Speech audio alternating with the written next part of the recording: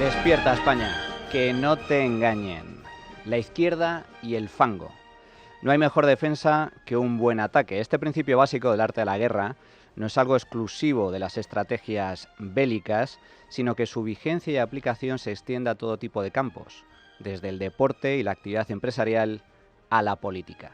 Y es aquí, precisamente, en el campo de la política, donde esta particular táctica muestra una de sus peores caras, su peor rostro, el de la mentira, el engaño y la inmoralidad, con el único y exclusivo fin de lograr la destrucción del adversario político. Algunos políticos, por desgracia, no tienen reparos en seguir a pies juntillas el funesto dicho de que el fin justifica los medios, porque si el fin realmente justifica los medios, entonces vale todo. No hay cortapisas, no hay líneas rojas, todo es posible, con tal de lograr el objetivo pretendido. Pues bien, eso es justo lo que hace la izquierda en el campo de la política. Es lo que se conoce comúnmente como la táctica del fango. Enfangar y embarrar para desviar la atención de los medios y, por tanto, también de la opinión pública, cuando la izquierda se sienta acorralada y pierde la iniciativa, el liderazgo del relato. Y lo hace tanto para conquistar el poder como para, una vez instalado en él, mantenerse a toda costa. Porque no nos engañemos, amigos, en política, que no es otra cosa que el arte de la seducción y el convencimiento, el relato lo es todo. Quien domina el relato gana, mientras que el que va a remolque pierde. Ejemplo número 1. Balas y navajitas. Vosotros sois muy jóvenes y muchos ya no os acordaréis, pero hace apenas 2 años, en medio de las elecciones autonómicas que tuvieron lugar en Madrid a mediados del año 2021, la izquierda estaba siendo apalizada, humillada políticamente por un fenómeno llamado Ayuso, cuyo lema de campaña, comunismo, libertad, arrasaba entre un electorado que, tras las draconianas restricciones que impuso el gobierno de Sánchez con la excusa de la pandemia, entendió mejor que nunca lo que significa la palabra libertad, con mayúsculas. Imposible darle la vuelta a esas encuestas. El mensaje era tan claro, tan directo y tan emocional que PSOE y Podemos poco podían hacer, más que resignarse a sufrir una derrota histórica y sin paliativos en las urnas. Pero fue justo ahí, en el momento más crítico de la contienda, donde todo parecía perdido, cuando, casualidades de la vida, unas extrañas cartas con amenazas de muerte, acompañadas de balas, fueron enviadas al ministro del Interior, Fernando Grande Marlaska, la entonces directora general de la Guardia Civil, María Gámez, y el también candidato de Podemos, Pablo Iglesias. Milagro, milagro, cantaban en Ferraz y en la sede podemita. La izquierda estaba feliz. Al fin, un atisbo de esperanza para remontar en las encuestas. Nada mejor les podía haber ocurrido. Socialistas y comunistas amenazados por la derecha radical, por los fachas violentos que atentan contra la democracia. La izquierda ya tenía su relato, la izquierda ya tenía su treta. Esto decía Ángel Gabilondo en abril de 2021 en medio de un pseudo debate electoral en la SER conducido por la vocera Àngels Barceló.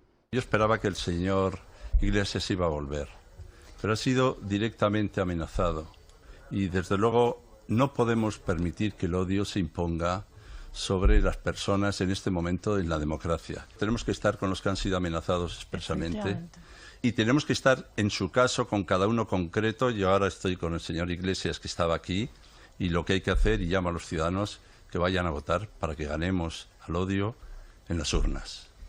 Victimismo. El victimismo vende, y mucho, también en política. De ahí que sea un arma recurrente, y es lógico. La gente, por naturaleza, tiende a posicionarse a favor del débil, del oprimido, del atacado. Pero el problema de la política es que las apariencias engañan. Ya es casualidad que en el momento más crucial de la campaña, cuando ya no quedaba esperanza alguna para la izquierda, va y aparecen las amenazas de muerte y las balas. El milagro que necesitaban para recuperar y liderar el relato político. El mejor relato, además, el del victimismo. Poco después llegó la navajita plateá. La entonces ministra de Industria, Reyes Maroto, que ya sonaba como segunda de Gabilondo en Madrid, recibía un sobre con una navaja de tamaño medio ensangrentada. Se había producido el segundo milagro de la campaña. Por si fuera poco, la noticia salta en el momento en el que la ministra de Trabajo, Yolanda Díaz, visita el programa Al Rojo Vivo en La Sexta, del también vocero y servil Antonio Ferreras. Yo creo que tenía razón la señora Ayuso. La izquierda lo está pasando mal, sin lugar a dudas. Sin lugar a dudas, claro que sí. Es que es gravísimo lo que está pasando. Y los que estamos siendo amenazados y amenazadas, como estamos viendo, desde luego somos los representantes de izquierdas. Los que han estado en las cárceles franquistas y han vivido otros momentos saben que pinta muy mal. Por eso bromas ninguna. Por eso vuelvo a decir que más allá de los intereses electorales, en este caso el Partido Popular sí ha de decir basta ya. Es decir, ha de ponerse del lado de la no violencia y desde luego de las fuerzas que son democráticas. Llanto y conmoción en las gaunas. Yolanda Díaz se derrumba, se echa las manos a la cabeza ante la barbarie fascista que amenaza de muerte a la izquierda. Esto dijo Reyes Maroto tras recibir la famosa navajita. Bueno, decía que la carta lo que pone de manifiesto es que el odio, que las amenazas se están convirtiendo en hechos y que hoy yo soy la amenazada, pero todos los demócratas estamos amenazados, que es algo serio, que esto no se lo inventa nadie, porque mi persona no es una persona polémica, yo soy una ministra efectivamente que esté en el foco, ¿no?, del huracán constante, al revés, hago una política útil, siempre dialogante, así me conocen, una persona muy trabajadora y que además, bueno, pues siempre empatizo mucho con los problemas de los demás. La izquierda ya tenía un relato: democracia o fascismo. Ese fue el cuento que justo entonces intentó imponer la izquierda política y mediática, en un desesperado intento por contrarrestar el exitoso socialismo-libertad de Ayuso. Y digo cuento porque de las cartas con las balas nunca jamás se supo. La jueza instructora terminó archivando el caso pocos meses después de las elecciones madrileñas ante la falta de indicios sobre su autoría. Y cuento también porque la navajita plateada de Maroto resultó ser obra de un enfermo mental que hasta escribió su nombre y dirección en el remite de la carta. Pero de nada le sirvió. La treta era tan burda, tan cutre, que más que miedo dio risa. Y Ayuso finalmente arrasó en las urnas. Mayoría absoluta. Ejemplo número 2. Caso Koldo. Salta el escándalo sobre el presunto cobro de comisiones ilegales por parte de la mano derecha del exministro y exsecretario de Organización del PSOE, José Luis Ábalos. La trama se extiende a varios ministerios y comunidades autónomas gobernadas por el PSOE, hasta alcanzar incluso a la mujer del presidente, Begoña Gómez. Portadas y portadas, escándalo tras escándalo, cada cual mayor. Difícil de frenar, pero no imposible. Hay que intentarlo, vamos allá, dirían en Ferraz. Dicho y hecho. El 29 de febrero, los brazos mediáticos del partido publican que la trama Koldo planeaba una reunión con Miguel Tellado, portavoz del PP en el Congreso y vicesecretario general del partido, según figura en el sumario del caso. El PSOE al ataque. Santos Cerdán, secretario de Organización de los Socialistas. Pues sí, nos preguntamos quién es ese Alberto, ¿no?, que aparece también en El Mundo. Está claro que Miguel Tellado también está ahí en alguna reunión con Koldo. Veremos a ver qué es lo que pasa. Y sobre que Ábalos supiera que... Y a ver quién es ese Alberto. María Jesús Montero, vicepresidenta y ministra de Hacienda. El Partido Popular tiene que dar explicaciones. El Partido Popular tiene que dar explicaciones del por qué en el sumario aparece el señor Tellado y aparece como el que iba a permitir o iba a hacer una reunión con algunas personas de la trama. Mi pregunta es, ¿se produjo la reunión? Si el señor Tellado no acudió, ¿quién fue en su lugar? ¿Quién es Alberto? ¿Y qué había de cierto en esas supuestas reuniones entre Koldo y Tellado? Pues absolutamente nada. Puro humo. No hubo reunión ni contacto de ningún tipo. Lo único que recoge el sumario es que el antiguo asesor de Ábalos realizó 2 llamadas telefónicas en las que habla de posibles reuniones con miembros del PP, citando expresamente a Tellado. Pero la clave es que esas llamadas se produjeron cuando la trama ya era consciente de que estaban siendo investigados y sus conversaciones estaban siendo grabadas.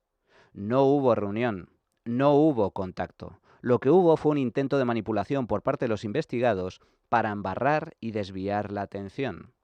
La Guardia Civil no concedió ningún crédito a la versión de Koldo y sus cómplices y los propios investigadores constatan que no hubo reunión alguna. Miguel Tellado, portavoz del PP. ¿Tiene alguna relación con el caso? Vamos a ver, sí, para ser claros, yo niego rotundamente esas informaciones. Yo no me he reunido nunca con ningún miembro de la trama. Sí tengo relación con miembros de la trama todas las semanas aquí, en el Congreso de los Diputados, con la señora Armengol en la Junta de Portavoces, en el Pleno con el señor Ábalos, con el señor Santos Cerdán. Esa es toda mi relación con los miembros de la trama. Yo niego rotundamente esos contactos. Ejemplo número 3. La pareja de Ayuso. El fango continúa. El escándalo Coldo se convierte en el escándalo Begoña Gómez, la mujer del presidente, por sus vinculaciones con Globalia, la dueña de Air Europa, compañía rescatada por el gobierno con dinero público, es decir, de todos nosotros. Más de 600 millones de euros nos ha costado la bromita. La basura llega a Moncloa. El olor a podredumbre empieza a afectar al presidente. Esto hay que pararlo, gritan en Ferraz. Y una vez más, la máquina del fango vuelve a activarse. La Fiscalía de Madrid presenta en los juzgados de Plaza Castilla una denuncia contra la pareja de Isabel Díaz Ayuso por un presunto fraude fiscal de 350.951 euros y un supuesto delito de falsedad documental. Preguntas. ¿Cómo? Entre las casi 2 millones de inspecciones que efectúa la agencia tributaria cada año, cuyas investigaciones son tortuosas y largas, la de la pareja de Ayuso es atendida y tramitada con inusitada celeridad y no menos anomalía, según algunos fiscalistas. La ministra de Hacienda, María Jesús Montero, convertida en vidente, se adelanta 4 horas, 4, a la exclusiva que posteriormente darán los satélites mediáticos del gobierno sobre los negocios de la pareja de Ayuso. No contentos con eso, la Fiscalía, alias de quien depende la Fiscalía, revela una comunicación confidencial entre el abogado de la pareja de Ayuso y el fiscal para llegar a un acuerdo, lo cual causa pavor entre abogados y juristas. Segunda pregunta, ¿cuándo? Hacienda envía a la Fiscalía el expediente de la pareja de Ayuso el pasado 22 de enero, el mismo día que el juez de la Audiencia Nacional, Ismael Moreno, pide inspeccionar la sociedad a las que se adjudicaron los contratos de la trama Coldo, al empresario Víctor Aldama y a 2 sociedades de este. Y lo más importante, tercera pregunta, ¿por qué? La respuesta es tan obvia, tan evidente que sencillamente sobra. Se responde sola. Las casualidades sencillamente no existen, y mucho menos en política. Lo grave de este último caso no es la existencia o no de fraude fiscal de un particular, sea o no pareja de Ayuso, cuyos negocios nada tienen que ver con la función concreta que desempeña la presidenta madrileña. Es como si me dicen que el vecino del séptimo derecha de Félix Bulaños no paga la comunidad, o que el exmarido de Yolanda Díaz no paga los recibos de gas. Pues muy bien. ¿Y qué? ¿Qué tiene que ver todo eso con el ejercicio concreto de una responsabilidad política? El caso Coldo es un escándalo de primer orden porque presuntamente se amañaron contratos públicos y se cobraron comisiones ilegales valiéndose directamente del ejercicio del poder político en el gobierno. Se llama tráfico de influencias y es un delito. Y el caso de Begoña Gómez es otro tan o más importante que el anterior, debido a los vínculos entre la mujer del presidente y una empresa rescatada por su marido, Pedro Sánchez. Se llama conflicto de intereses. Pero, ojo, mucho cuidado, porque a la vista de las informaciones que se están publicando, de ser todo esto cierto, el caso Begoña Gómez puede acabar convirtiéndose en un presunto delito de cohecho. Lo más grave, lo dramático y aterrador del caso relacionado con la pareja de Ayuso es que un partido concreto, el PSOE, y sus máximos responsables usen el aparato del Estado para atacar y derribar a un adversario de la oposición con el único fin de desviar la atención de sus propias miserias. Se llama fango, se llama basura, se llama PSOE.